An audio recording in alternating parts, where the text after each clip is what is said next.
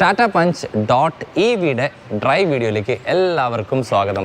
So ഇന്നത്തെ വീഡിയോയിൽ നമ്മൾ ചെക്ക് ചെയ്യാൻ പോകുന്നത് വേറെ ഒന്നുമില്ല, ഈ ഒരു വാഹനമായിട്ട് ഇവർ പറഞ്ഞ ആ ഒരു റേഞ്ച് കിട്ടുമെന്നാണ്. അപ്പോൾ കമ്പനി ക്ലെയിം ചെയ്യുന്ന റേഞ്ച് ഉണ്ട് 463 to 467, അത് ARI സർട്ടിഫൈഡ് റേഞ്ചാണ്. അപ്പോൾ ഞാൻ വിചാരിച്ചു ഇതുമായിട്ട് നമുക്കിന്ന് എന്തായാലും റേഞ്ച് ടെസ്റ്റ് ചെയ്യാം.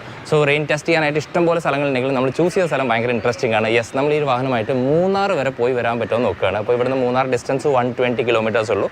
First impression on Punch EV updated വേർഷൻ്റെ അകത്ത് I seriously like the suspension of the car. കാരണം എപ്പോഴും ഞാനൊരു വണ്ടിനകത്ത് ആദ്യം ഇരുന്ന് 5 മിനിറ്റ് കൊണ്ട് നമുക്ക് അതിൻ്റെ സസ്പെൻഷൻ്റെ ഫീഡ്ബാക്ക് കിട്ടും. So really impressive. പഞ്ച് EVയുമായിട്ട് നമ്മൾ ഗാർഡ് സെക്ഷൻസ് കയറി തുടങ്ങുകയാണ്. ഇനി ഒരു 50 കിലോമീറ്റർ ഉള്ളൂ നമുക്ക് മൂന്നാറിലേക്ക്. 1 മണിക്കൂർ 35 മിനിറ്റ് പിടിക്കും. അപ്പോൾ നമ്മുടെ റേഞ്ച് എന്ന് പറയുന്നത് 250 കിലോമീറ്റർ റേഞ്ച് ഉണ്ട്. 75% ഓഫ് ചാർജ് നമ്മളിതുവരെ യൂസ് ചെയ്തു. സോ നമുക്ക് ഈ വാഹനത്തിൻ്റെ അകത്ത് ഏറ്റവും ഹൈലൈറ്റബിൾ ആയിട്ടുള്ള സാധനമാണ് ഇതിൻ്റെ സസ്പെൻഷൻ. ഞാൻ വണ്ടിനകത്ത് കയറിയപ്പോൾ തന്നെ ഞാൻ പറഞ്ഞു ദാറ്റ് സസ്പെൻഷൻ നന്നായിട്ടുണ്ട്. അപ്പോൾ നിങ്ങൾ വിചാരിക്കും ഇതിനകത്തും പഞ്ചിൻ്റെ ഐസ് വേർഷൻ്റെ അകത്ത് യൂസ് ചെയ്യുന്ന സെയിം സസ്പെൻഷനാണ്. ഫ്രണ്ടിലെ മെക്പേഴ്സൺ സ്റ്റഡ്സ് ഇൻഡിപെൻഡൻ്റ് ആണ്, റിയറിലെ കോയിൽ സ്പ്രിംഗ് ആണ്, ട്വിസ്റ്റ് ബീമാണ്. അപ്പോൾ എന്താണ് ഈ മാറ്റം വരാനുള്ള റീസൺ എന്ന് വെച്ചാൽ ഇതിൻ്റെ അകത്ത് വരുന്ന ആ ഒരു വെയിറ്റ് ഡിസ്ട്രിബ്യൂഷൻ ഇതിൻ്റെയാണ് ഏറ്റവും വലിയ ഫാക്ടർ.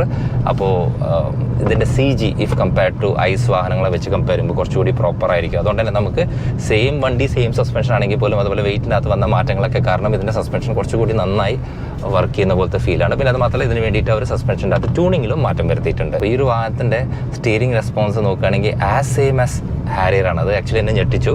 അപ്പോൾ ഞാനിങ്ങനെ വണ്ടിയുമ്പോൾ നോക്കുകയാണെങ്കിൽ എനിക്ക് പ്രത്യേകിച്ച് ഇത് ഹാരിയർ ആണോ പഞ്ചാണോ തിരിച്ചറിയാത്ത ലെവലിലാണ് ഇതിൻ്റെ ആ ഒരു സ്റ്റിയറിംഗ് റെസ്പോൺസ് ഉള്ളത്. അപ്പോൾ അതും എനിക്ക് എടുത്ത് പറയാൻ തോന്നി. പഞ്ച് EV 2026 അപ്ഡേറ്റിൽ വന്ന ഏറ്റവും നല്ല മാറ്റം എന്ന് പറഞ്ഞാൽ അതിനകത്ത് വന്ന ആ ഒരു ബാറ്ററി പാക്കിൻ്റെ മാറ്റമാണ്. 40 kWh ബാറ്ററിയാണ് അതിലല്ല ഏറ്റവും വലിയ അപ്ഡേറ്റ് വന്നിട്ടുള്ളത്. ആക്ച്വലി 40 kW കൂടെ തന്നെ ഇതിനകത്ത് പ്രിസ്മെറ്റിക് സെൽസിലേക്ക് ഇവർ മാറി. അപ്പോൾ പ്രിസ്മെറ്റിക് സെൽസ് വരുമ്പോഴുള്ള ഗുണം എന്താ വെച്ചാൽ വണ്ടിയുടെ അകത്ത് ഹയർ എനർജി ഡെൻസിറ്റി ആയിരിക്കും. ഇപ്പോൾ നോർമലി നമ്മൾ NMC ബാറ്ററിയിലൊക്കെ പറയാറുണ്ട് അതിന് ഹയർ എനർജി ഡെൻസിറ്റിയാണ്. അപ്പോൾ എന്താ വെച്ചാൽ ചാർജ് ഇറങ്ങി പോകാൻ ടൈം എടുക്കും. സോ ആ ഒരു സെയിം സംഭവം എനിക്കിപ്പോൾ കാണാൻ സാധിക്കുന്നുണ്ട്. 6-in-1 യൂണിറ്റ് ആക്കി മാറ്റി ഇതിൻ്റെ മോട്ടറും മറ്റു കാര്യങ്ങളൊക്കെ.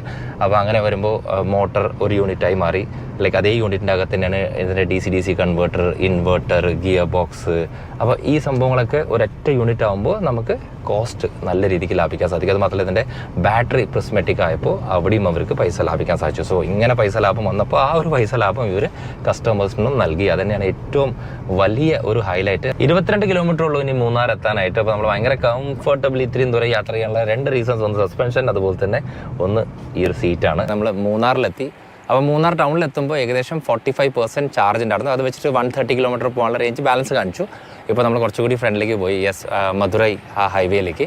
അപ്പോൾ 42% ഉണ്ട്. ഇനി ഈ വാഹനത്തിന് ഏകദേശം ഒരു 113 കിലോമീറ്റർ പോകാനുള്ള റേഞ്ച് ഉണ്ട്. ഇനി ഇവിടുന്ന് തിരിച്ചു പോകാൻ തീരുമാനിച്ചു. സോ സെയിം ഡിസ്റ്റൻസ് കവർ ചെയ്യണം. അറൗണ്ട് 120 സംതിങ് ഡിസ്റ്റൻസ് ഉണ്ട്. രാവിലെ 5:30 നമ്മൾ ഇവിടുന്ന് സ്റ്റാർട്ട് ചെയ്താണ്. ഇപ്പോൾ സമയം 2:30 തിരിച്ച് നമ്മൾ മാരിയറ്റിലെത്തി.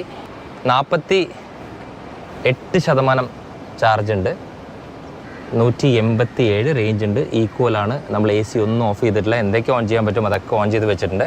പഞ്ച് EVക്ക് പറഞ്ഞേക്കാട്ടിലും കൂടുതൽ റേഞ്ച് കിട്ടാനുള്ള കാരണം എന്താ വെച്ചാൽ ഇത് നമ്മൾ കൃത്യമായിട്ട് മനസ്സിലാക്കണം. നോർമലി പഞ്ച് മാത്രമല്ല എല്ലാ ഇലക്ട്രിക് വാഹനങ്ങളും അങ്ങനെ തന്നെയാണ്. അപ്പോൾ നമ്മൾ ഗാർഡ് സെക്ഷൻ ലൈക്ക് പ്രത്യേകിച്ച് മൂന്നാറിലൊക്കെ ഡ്രൈവ് ചെയ്തുകൊണ്ടിരിക്കുമ്പോൾ അതിന് മനസ്സിലായി കൺസപ്ഷൻ വളരെയേറെ കൂടുതലായിരുന്നു. അതിനുശേഷം നമ്മൾ തിരിച്ച് അടിമാലി ഇറങ്ങി എറണാകുളത്തേക്ക് വരുമ്പോൾ അതിന് മനസ്സിലാക്കി ഇനി അങ്ങോട്ട് ഗാർഡ് സെക്ഷൻ ഇല്ല. അപ്പോൾ ഇതിൻ്റെ BMSഉം മറ്റു കാര്യങ്ങളൊക്കെ പ്രോപ്പറായിട്ട് വർക്ക് ചെയ്യുന്നതുകൊണ്ടാണ് നമുക്ക് ഇത്രയും എഫിഷ്യൻസി കാണാൻ സാധിച്ചത്. അപ്പോൾ ഇതുപോലത്തെ ഇൻട്രസ്റ്റിംഗ് അതുപോലെ ഇൻഫോർമേറ്റീവ് കോണ്ടന്റ്സിന് വേണ്ടിയിട്ട് ഓൾ തിങ്സ് ഓട്ടോ സബ്സ്ക്രൈബ് ചെയ്യാത്തവർ സബ്സ്ക്രൈബ് ചെയ്യാതെ മാത്രം നമ്മൾ ഇൻസ്റ്റാഗ്രാമിലുണ്ട് ഓൾ തിങ്സ് ഓട്ടോ ഒഫീഷ്യൽ എന്ന പേരിൽ. അവിടെ നമ്മളെ ഫോളോ ചെയ്യാനും മറക്കരുത്.